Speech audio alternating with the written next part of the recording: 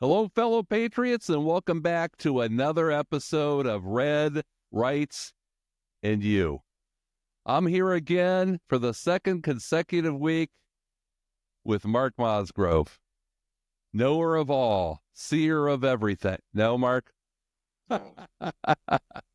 Mark's got some great opinions, and I think we work together really well. So we're going to have a discussion here. We'll try and keep it short and sweet. We're filming this right before the Super Bowl kickoff, just a couple hours. So if we do make a prediction, you know it's legit, first of all. Secondly, we'll keep it nice and short because we want to get out and enjoy the game as well. But want to expound a little bit more on the crazy goings-on of members of Congress and what they're freaking out about misappropriations of funds and where all this money is going. And it really kind of upsets me because this is what Trump was elected to do. And he was given a clear mandate by all the voters. It was a big deal.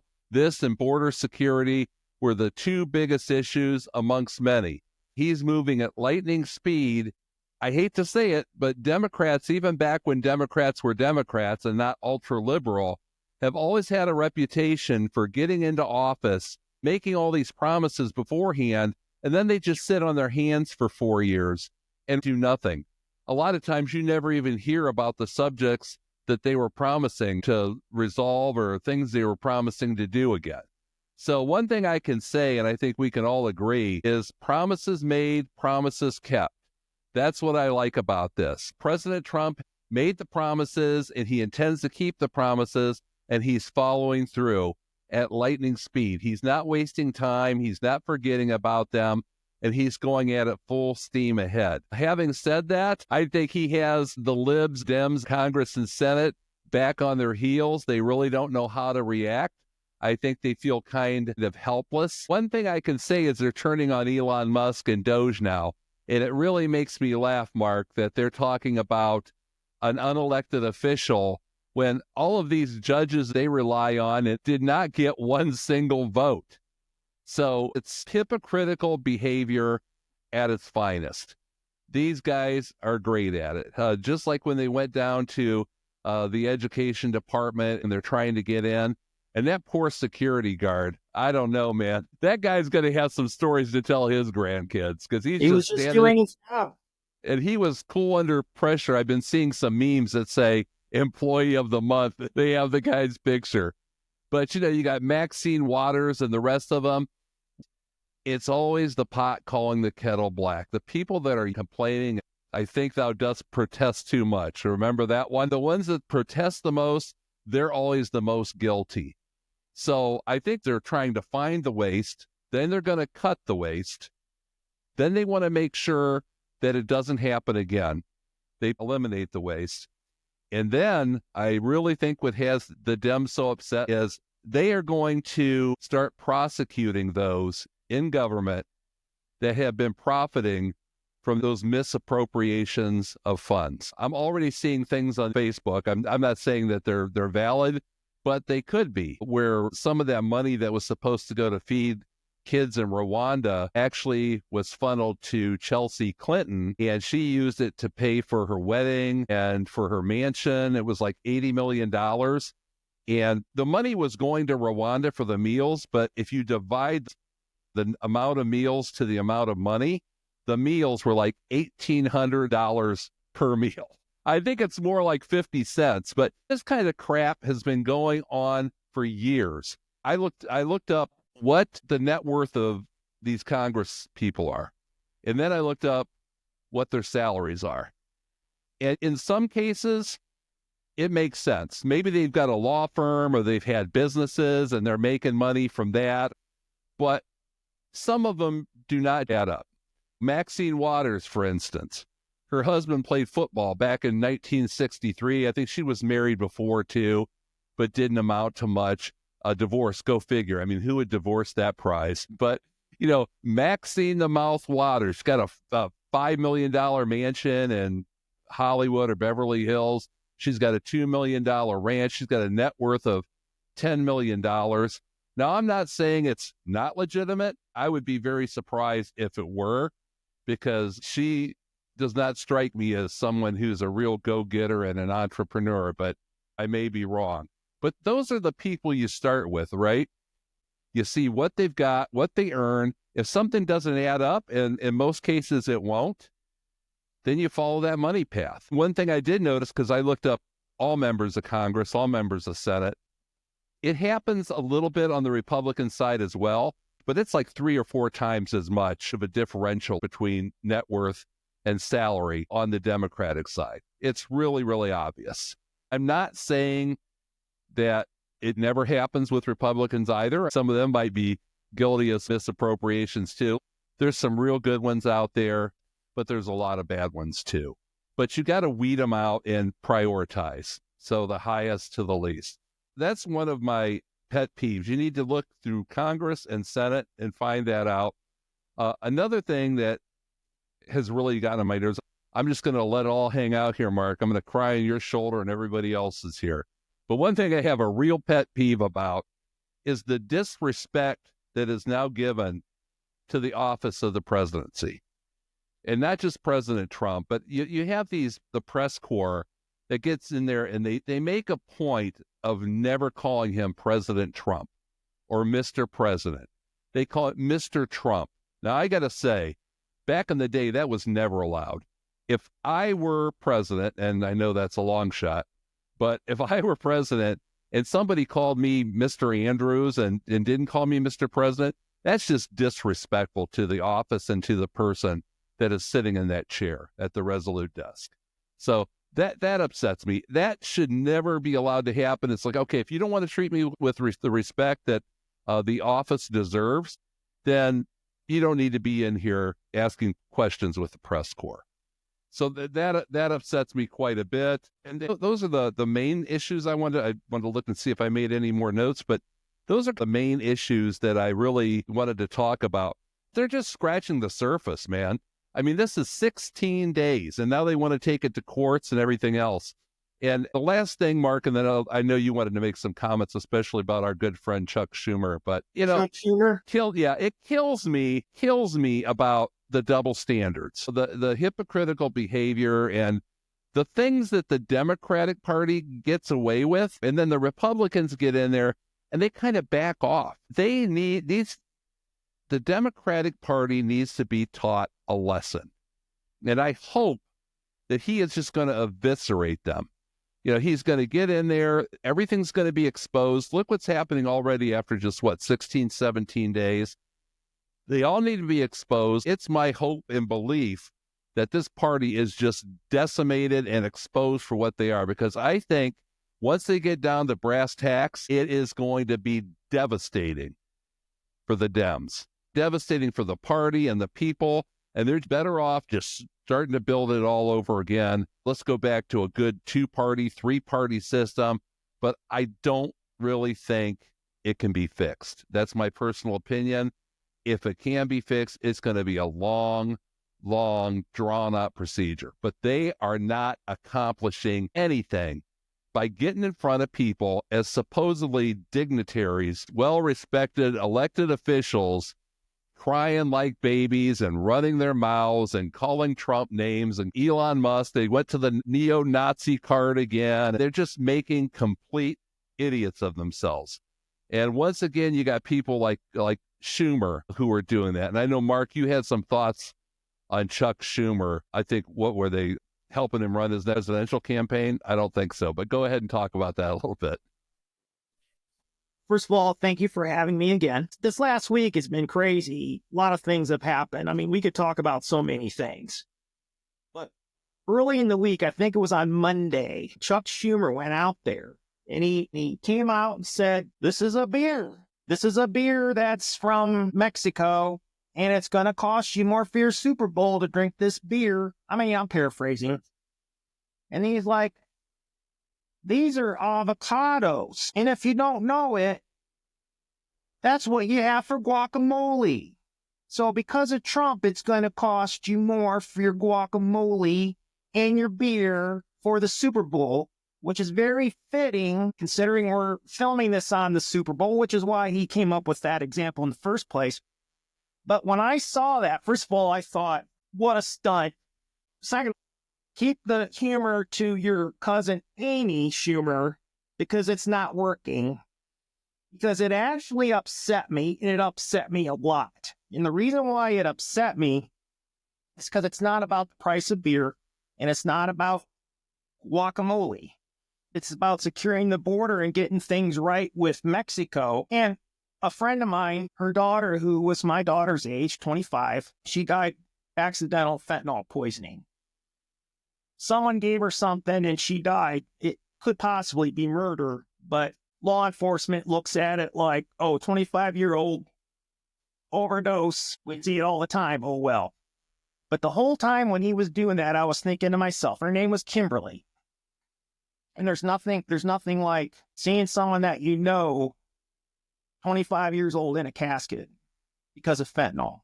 And that is how serious this border crisis is. So I got upset because I'm thinking to myself, you're worried about the price of beer. I would like to be able to have a beer with Kimberly. I would like her to be able to have a beer. She was a big football fan. She was a Cincinnati Bengals fan. She saw them in the last Super Bowl they were in. She'll never be able to do that again. So, Chuck Schumer, you're up there complaining about the price of beer. I just would like to have people to be able to drink it. And guess what? Even if they outlawed this beer, there's plenty of other beers. Even if they said, we're not going to get avocados anymore from Mexico, it's not going to hurt me any.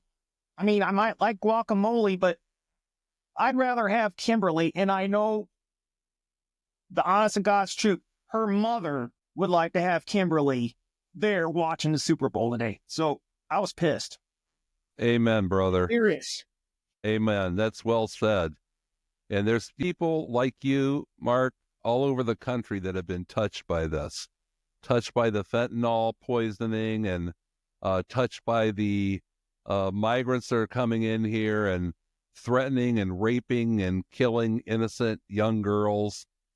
Thank God we have a president that has taken this seriously and is going after those miscreants running amok in our country right now. And it's tough. It's tough because they're here. So it's really going to be hard. And you're going to hear more and more stories about this. There might be some terrorism. We're going to have consequences because the cartel, they were just running wild, making money hand over fist. Tom Homan and several people from our government said cannot continue. But if they're stopped, they're going to go crazy because we're cutting off millions of dollars, probably billions in some cases, that they're making from these drug sales. So there are going to be conflicts. We're putting American lives at risk because we have to stop this. It's only going to get worse. Biden and Harris, you should be ashamed of yourselves. Now it's gotten to this point where we have to sacrifice DEA and soldiers, National Guard, all these people, these criminals, horrible people that didn't need to be here, but were allowed to just run across the border and do whatever they want. Well, here's the thing, Tim. We have a friend of ours that said, it doesn't hurt me if these people come in. They haven't done anything to me. And, well, they haven't lost a child. They're not thinking about that. And the other part of it is our country is our home. Just like you have your home, you have your building. Your building that you live in, that's your home. It has doors. You lock the doors. People can be invited into my home. If someone decides to come and live in my home, I don't care if you're the nicest person in the world. You don't have the right to just decide to come in my house and just take the spare bedroom. It's common sense. Now, I'm raising my voice, and that's not good because I was just telling my wife the other day, have you ever noticed every time you see the Democratic leadership on TV, they're screaming and they're pointing their finger at you? In fact, I walked through the room the other day. I think it was Chuck Schumer. I might be wrong. I'm sorry, Chuck. You're wrong about the earlier thing I said. But they were screaming, and I'm like, somebody give him his pacifier. I mean, it's like, run. They all scream. Well, I think that... And then now that I've pointed it out to her, every time you see these clips, she's like, there it is again. there it is again. Look, there it is again.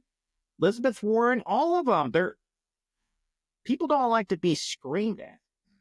It's amazing. You see some of these confirmation hearings, and you're like, how in the world can somebody that stupid get elected as a United States Senator? I think we're screaming out of frustration. They're screaming to put on a show because it's the only thing they have. I've been saying for a long time, once it starts to crumble, it's going to be like a house of cards, and one thing is just going to be worse than the other.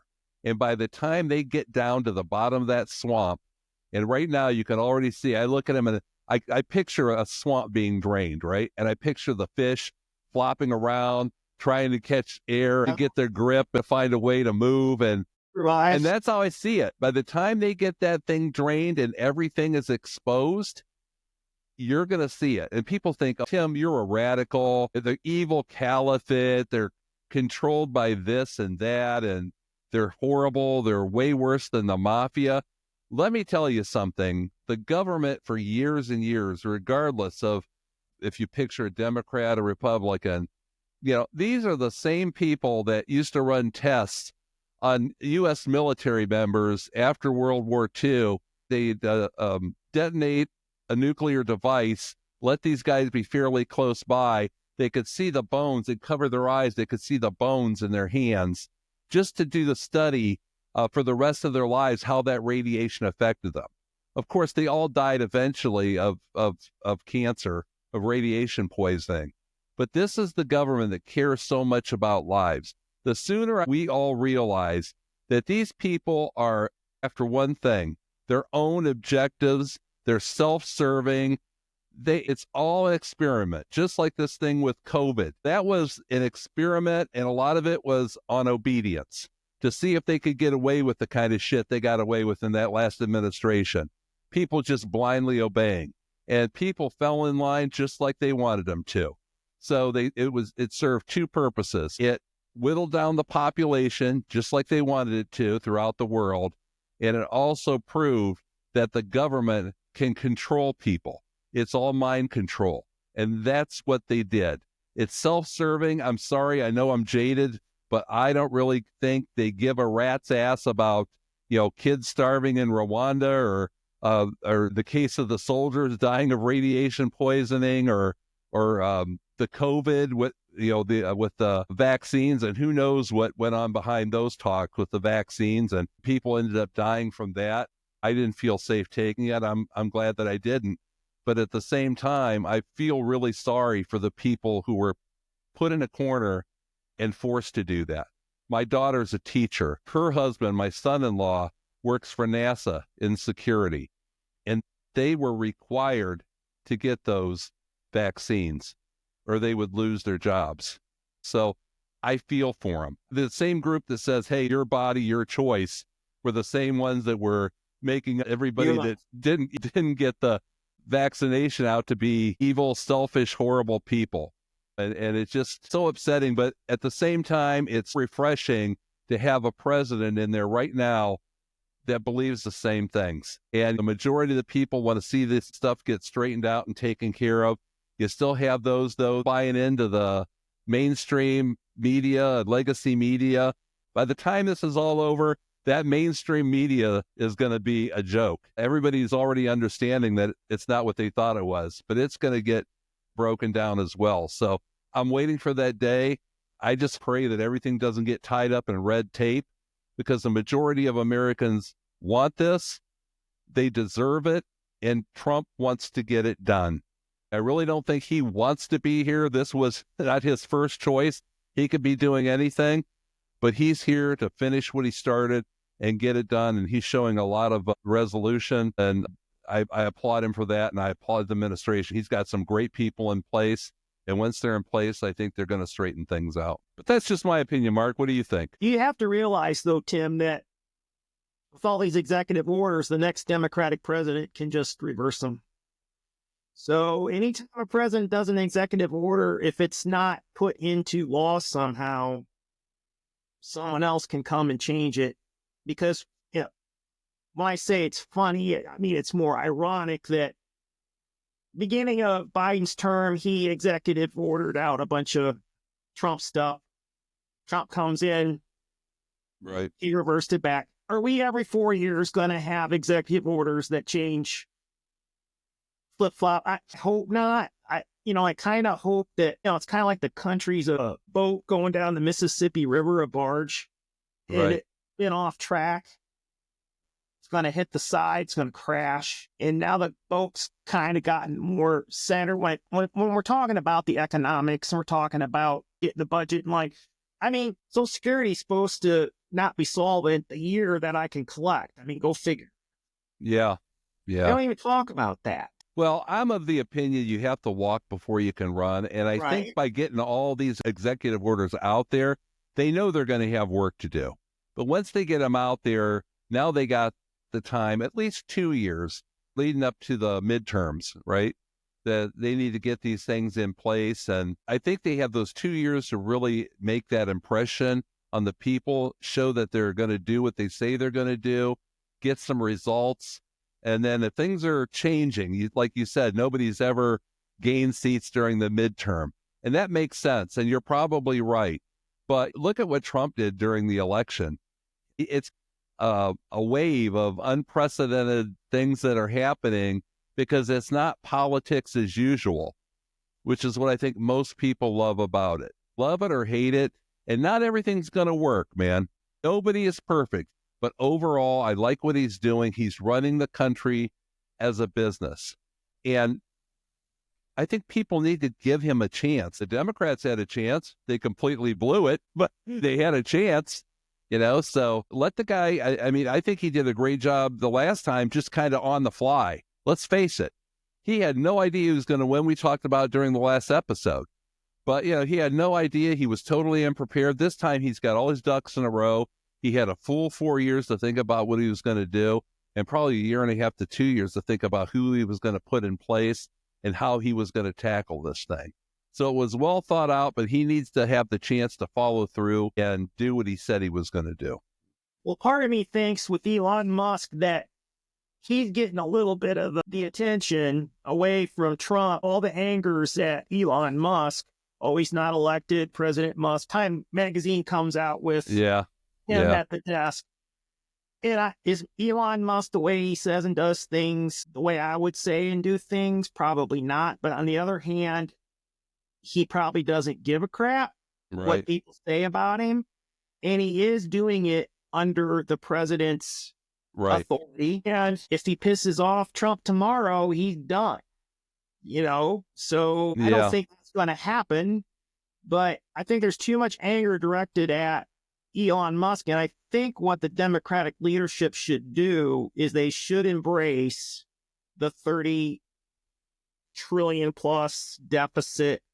Government's too big. Right. It needs to get under control. And we're going to work to get that happen. But they don't want to give Trump any credit.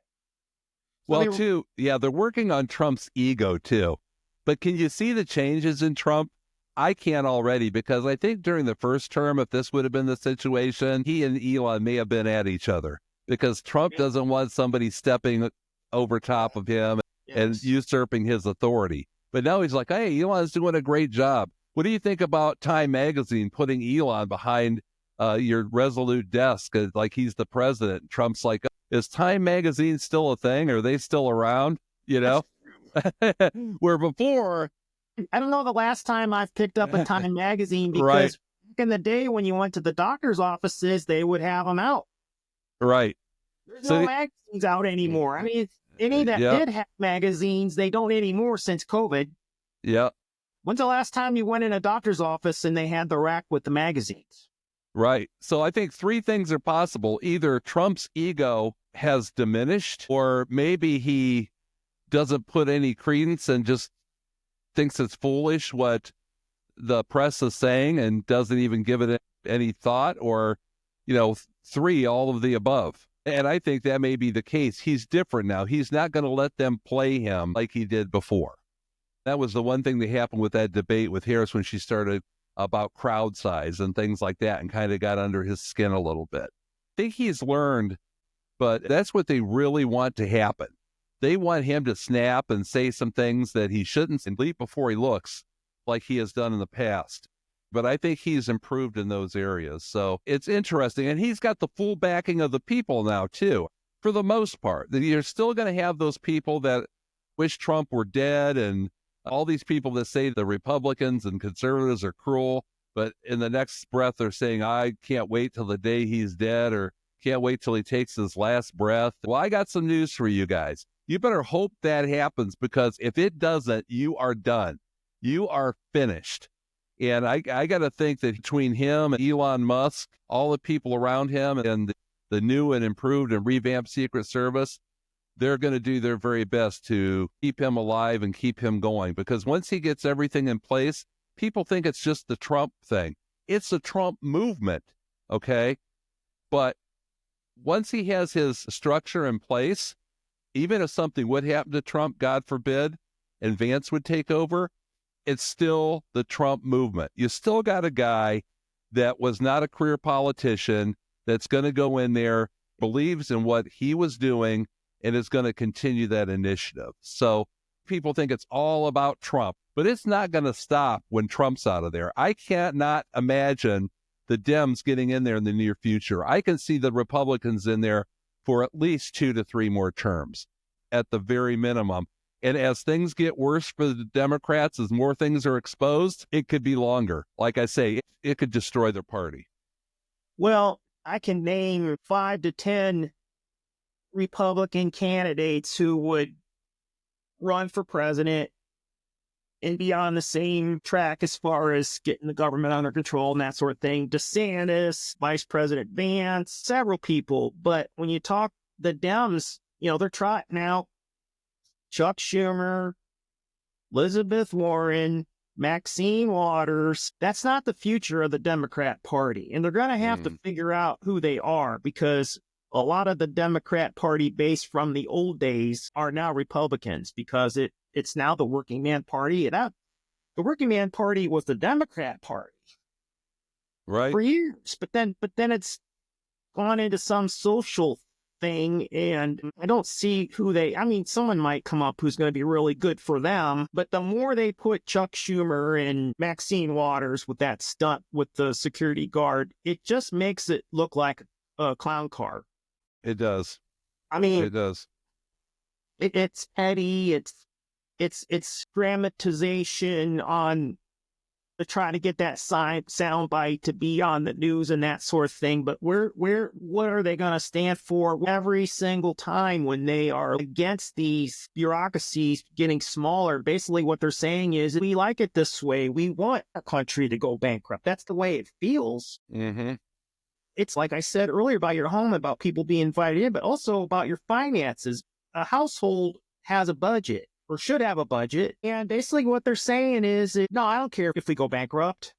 Just keep doing what we're doing. And it's not sustainable. Just not.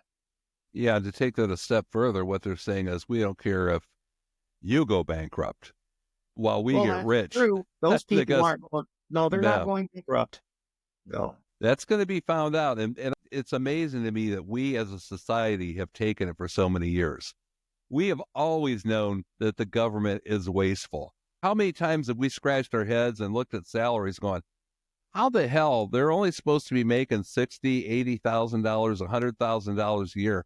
How the hell are they living in a $10 million mansion? They're worth $50 million. They've got vacation homes all over the world. Or how can that happen? Not just with them, but this person. And why are these people who were successful business people worth millions and millions of dollars all of a sudden interested in becoming congressmen or congresswomen who are making maybe 60, 70, 80? Now I think they're up into the low 100s. But are you just saying that they all want to sacrifice their money? All of a sudden they don't care about money and they just want to serve their country? And if that's the case, how are they all millionaires making 10 times what they made in the private sector after a few years? It's self-serving. They're getting over on this stuff. And once that starts to be picked apart, man, heads are going to roll. Well, it sure is interesting. And I am waiting for the time when we hear Trump announce that the next state of the United States of America is going to be the moon. Hey, maybe that should be our next recording. We'll have some people on here about the moon landing. Did it happen? What happened? It did. I don't know. I have my reservations about that. I remember seeing it when I was in the second grade, and all those years, nobody ever bothered to get back there. But hey, that's for another day. Normally I do these recordings a little earlier in the week, but I've been under the weather, so just starting to feel a little bit better. But we are recording this right before the Super Bowl. So Mark, got to get your prediction, man. Eagles, Chiefs, points, over, under. What do you think? Well, I'm going to go with the Eagles because I kind of have the thought, let someone else win. However, they did win the Super Bowl a few years ago, but all I know for sure, I'm going to predict the Eagles, but I'm going to predict one day the Cleveland Browns are going to be in the Super Bowl. And when that day happens, we're going to be going down the field to win the game. And right when the pass is thrown, some bomb or something's going to go off, and that'll be the end of it. Thought you were going to say they were going to be in the bleachers watching if they made it to the Super Bowl. No. Oh, okay. No, Okay. Yeah, I can just see trying to catch a pass, and if they catch it, they win. And then there's like a bomb, and then he drops it or something, and then they lose. A whole new meaning to the word the bomb, right? Yeah. Well, I think the Eagles, they're going to win, and no disrespect to the Kansas City Chiefs. Oh, they're great. I don't hate them. Love Patrick Mahomes. I think they've got a fine team. Good people. They're like Good owners. I really like them, but just for some reason, and it's all going to depend on how Jalen Hurts plays, to be honest. If he's consistent and can bring his game up, and I think he did that last Super Bowl. As I recall, he had a really good game. But the difference, now they've got Saquon Barkley. And I really think I'm going to go out on a limb and say Eagles, and I would give 13 points. Really? I think they're going to win pretty handily. Of course, I'm going to get comments if I'm wrong. You know about as much about politics as you do about football. And maybe you're right. But I just have a funny feeling that the Eagles are going to win big. I don't know what it is. I just do. I think Kansas City, they're due to lose one. So we'll see. Yeah, I think so too. And then Philadelphia lost to them a couple of years ago. So yeah, there's a certain factor of it's hard to always beat somebody off. I mean, I realize you're different players and stuff now, but it's hard to beat the same team all the time in general. But yeah, I just wonder what the odds are that Trump and Taylor Swift come down to midfield and orchestrate the coin toss before the game and then give each other a big hug. I think that's a lot longer odds than Chiefs getting 13, don't you? Yeah, that'll never happen. But someone said that he's going to propose to her after the Super Bowl, and I'm like, that's making it all about you, Travis, who's an Ohio boy, by the way. If your team wins the Super Bowl, it should be about the team winning the Super Bowl, not. And Travis Kelce proposed to Taylor Swift at the Super Bowl. That right. Terrible idea. Don't do it, Travis. I know you're not watching. This is 2 days from now. Yeah, that's right. We're 2 days past the Super Bowl when this goes to air on Tuesday. So, Mark, thanks again for being a guest. I enjoy having you on. You bring a very, very interesting perspective. I love having you on. And all of you watching, thank you so much again for tuning in to Red, Rights, and You. Join us next time. God bless you all, and God bless America. Take care. Bye-bye. Thank you.